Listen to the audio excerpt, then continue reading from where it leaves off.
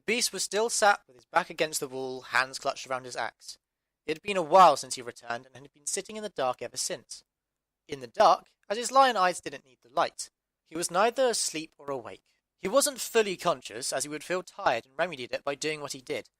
But he wasn't what he would call asleep either.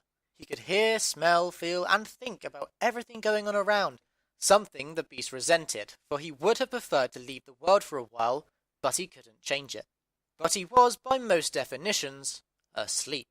His ears twitched. There was a high-pitched noise. Then another one. Multiple noises far and faint away, but he couldn't fully make them out since the skyscraper had kept its soundproofing architecture. His ears kept twitching, his mouth snarling. He was no longer in his sleep. His eyes only shut to figure out what was that damn noise. It irked him. He wanted it to stop so he could sleep, but he also wanted to know what it was at the same time. Rusty saw blade, he thought. A deep noise disproved this. A celebration? No, there was nothing to celebrate, and the townsfolk always insisted on inviting him as the guest of honour. His ears kept twitching violently, trying to pinpoint the sound. His upper body was still straight and stiff, holding the axe, but his head was now fully turned towards the door to aid his ears. He sniffed twice with his snout to see if he could smell the origin of the noise. He knew it was a shot in the dark, for he got what he expected from the smells. Concrete and dust. But still, what was that noise? A celebration again? There's clapping. No, it's one clap. It's getting closer. Footsteps. Someone's coming. The beast rushed to his feet, turned to the door, and pushed the door blinds out the way with his left hand, taking one step out the door whilst clutching his axe to find a guard out of breath, now startled. The guard was a boy with long hair. Old enough to be a guard, but not enough for his patchwork armour to fit correctly. The boy stood in front of the beast, his left arm pointing behind him, but he couldn't say anything. He needed to catch his breath. But this was enough. The beast read the boy's face, and through the exhaustion, there was fear, and the guard wouldn't run to bother him unless there was something that he couldn't handle. So the beast could tell without a word that something was wrong. Before the boy could start forming the word help with his tongue, the beast pushed him aside with his left arm. The boy hit the corridor's wall hard. Not enough to damage anything, but enough so that the boy could understand that the beast needed him out the way to be able to run down the corridor without trampling him first, which would be far more painful. The beast ran hard and fast to the entrance of the skyscraper. He ran with both hands clutching his axe and his body leaning forward, giving his monstrous legs space to move fully without the beast rubbing his head on the ceiling. As he ran, the fur on the back of his neck felt electric. Again, the beast knew something was wrong if the town guard called on him. It did not take long for the beast to sprint near full speed through the skyscraper's new corridors, and he heard as he ran of the conflict that was in the town centre, which was good. Plenty space to swing a weapon. He flew more than ran through the building's new town hall entrance, and this brief flight caused him to stop many metres from the great doors behind him. He came to such a sharp halt that the ground's ash created a thin cloud that came 2/3 up the beast's legs, which was the height of many men. Before he gained his bearing and assessed the situation, he breathed in deep through his nose to roar to intimidate the problem and rally the townsfolk. But before he emptied his lungs, his eyes caught the flash of a small red light, metal-wielding metal. And his roar came out louder. Fleeing townsfolk and meagre guards shut their eyes out of fear of the sound. Some guards and caravan mercenaries who joined the fight out survival were stunned briefly, but the more weathered and experienced fighters fought on a little harder. The beast sprang forward to his first opponent. It didn't have time to parry, as the beast used his giant leap forward to provide momentum for his axe, which he swung with both hands from top right to bottom left. The beast's feet hit the ground before the axe hit its mark, but it only provided more momentous speed as the beast intended.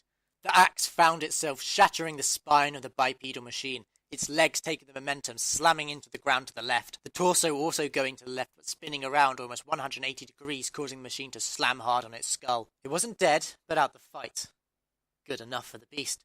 The beast turned to face the centre of the market square of Anarkirk to fully assess the situation. Traders were still fleeing to the surrounding apartment buildings as the guards and mercenaries regretted their decision of thinking that all they would face would be the mentally insane. The machines were really giving them hell. The machines stood 6 foot tall with unpainted metal skeletal frames.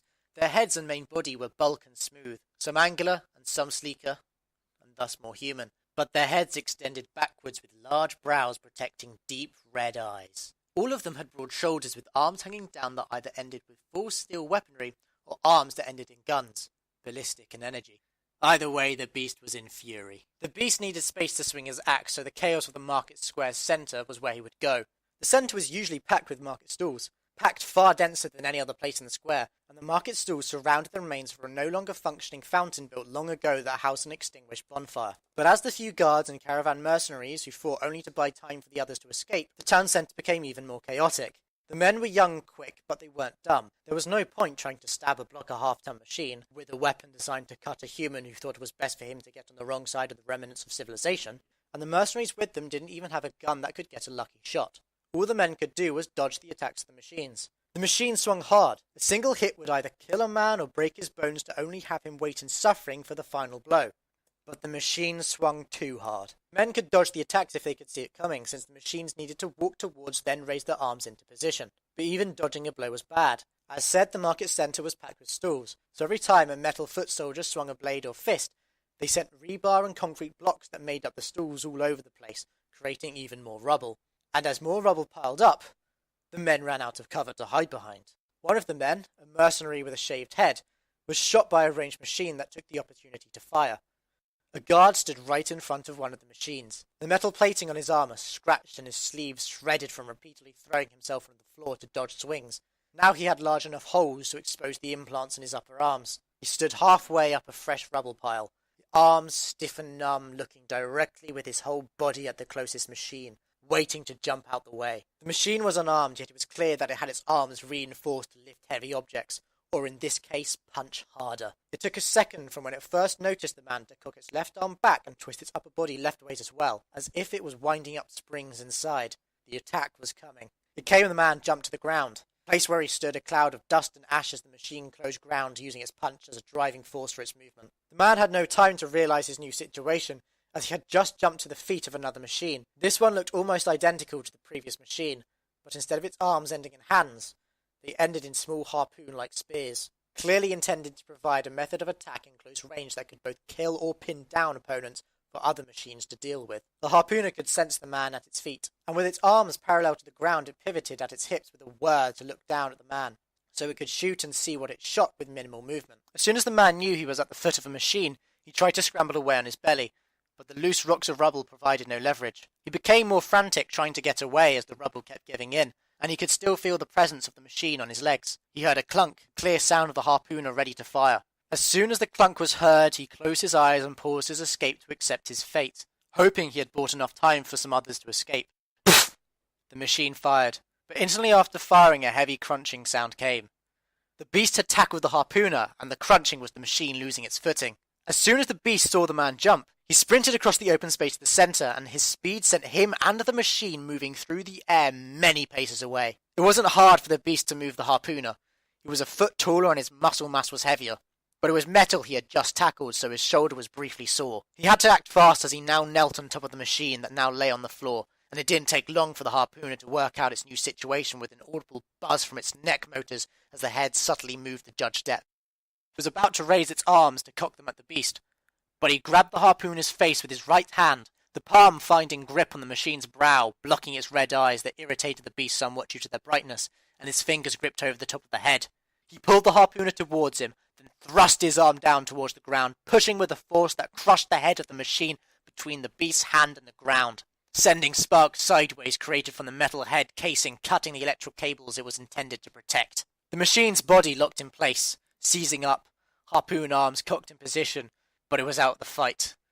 Again the beast felt sore. He had overestimated the strength of the machine's skull, and if he had pushed any harder he might have forced metal into the thick pads of his palms. He jumped up to his feet. With the beast's arrival, the guards in the centre withdrew, the men on the flanks' morale increased, and the machines recalculated. Standing at the centre with 2 machines to the left, 3 on the right, all standing on rubble piles to gain a high ground advantage with some more machines behind. The beast slowly swung his axe up with his left hand and caught the upper shaft with his right.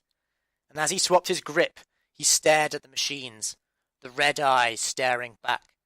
The battle lines had been drawn, and the beast let out a roar of joyful pain.